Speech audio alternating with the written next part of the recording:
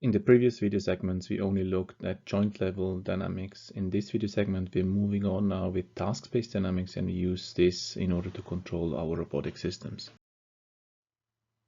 Now, when looking at the joint space dynamics, what we have here is in essence the description of how the system is moving as a function of a generalized torque that I provide as an input, which is often the actuation torque that applies to our system. So if I look at this robot arm here on the right, what this relationship describes is if I give a certain torque to all these individual motors that I have in here, how does my system move in joint space? So how does my Q double dot look like? Now, instead of analyzing this in joint space, one could also be just interested in how my end effector is actually moving. And instead of moving this end effector through these joint level torques, I could make this end effector move by applying a end effector or a task level force to it. Now, this task level force here is a combination of linear forces and external momentums that act on our system. And what it's causing is that the system is moving with a certain end effector acceleration, W dot. And what you're interested in is the description that relates this end effector force to this end effector acceleration. And this is a similar dynamic descriptions as we have it in joint space, just that we have here a end effector inertia, we have a Coriolis centrifugal part which is mapped to the end effector, same for the gravitational part, and then we have these end effector forces on the right hand side. And the nice thing is that these end effector forces, they are linked to the joint level torques through this well-known Jacobi transpose mapping. So we have the joint level torques, which are Jacobi transposed times the end effector forces. The second relationship that we know pretty well is the kinematic relationship between joint level acceleration and end effector acceleration, which is given through the Jacobi mapping. We have W dot equal to Jacobi times Q double dot plus this coupling term J dot Q dot, which comes in from the differentiation of J Q dot.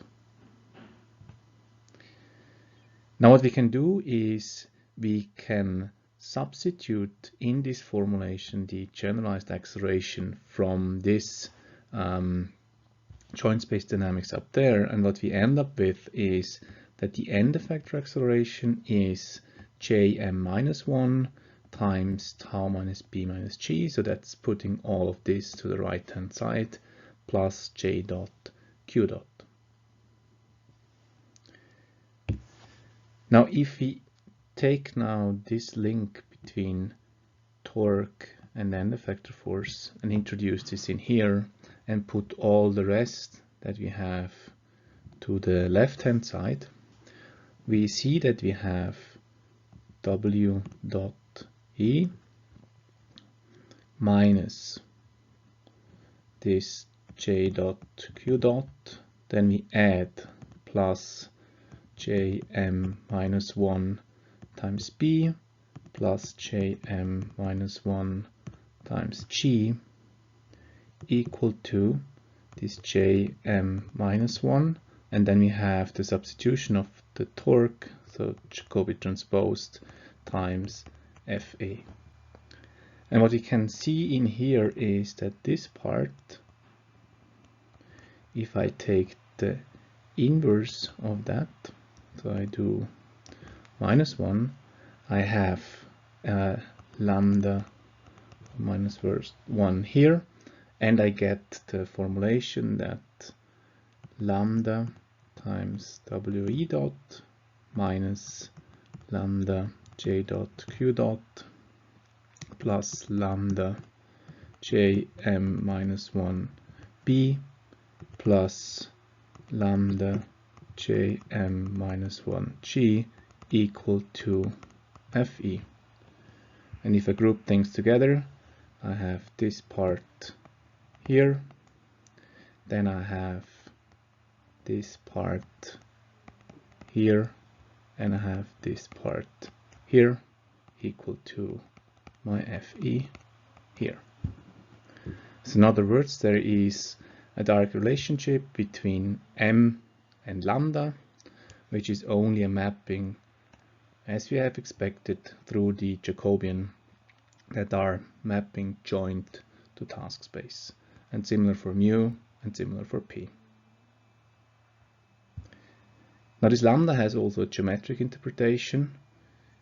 We have this lambda is the inertia ellipsoid that we have at the end effector.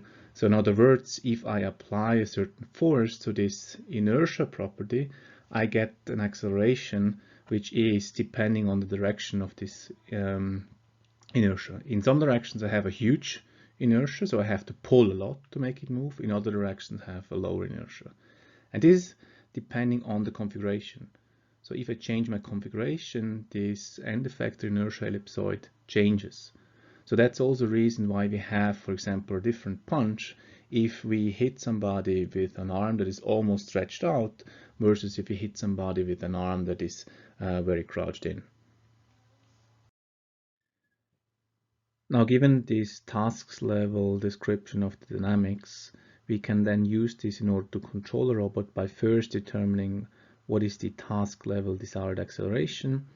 That gives me the task level force I need for that, and I can then convert this task level force to joint level torques through the Jacobi transpose mapping. So for the first step, we have to then define a feedback controller that determines the desired end effector acceleration as a function of rotational errors and position errors, as well as a function of velocity and angular velocity errors that we have at that end effector. Now it's important that we are taking in here a parameterization, so we have to first pre-multiply it with this E matrix because of the rotation errors that we have live in S6.3. Now, similar to what we have seen in kinematics control, we can also convert this pure feedback control to kind of a trajectory control where we have an additional feed forward part, which might come from a planar. So we are moving along a predefined motion, along a predefined W dot, but then in addition, on top of that, we're correcting for position errors and we're correcting for velocity errors. Now, given that, we can then determine the corresponding joint torque with the task level dynamics. So this gives me the end effector force, and then I pre-multiply it with the Jacobi transposed, and I get my joint level torque. Now with this formulation, we go back to our quiz with the excavator. We have again given everything from generalized coordinates over equations of motion and end effector position rotation Jacobians. And the question we are asking here is almost the same one as before, but we want you to solve this now using the task space dynamic formulation. First question is, what torque is required in order to accelerate with 1 meter per second square upwards, while the orientation and the x position should be kept constant? So that means that angular velocity and angular acceleration and position acceleration in x direction are 0. Then the question is this solution the same one as the last one?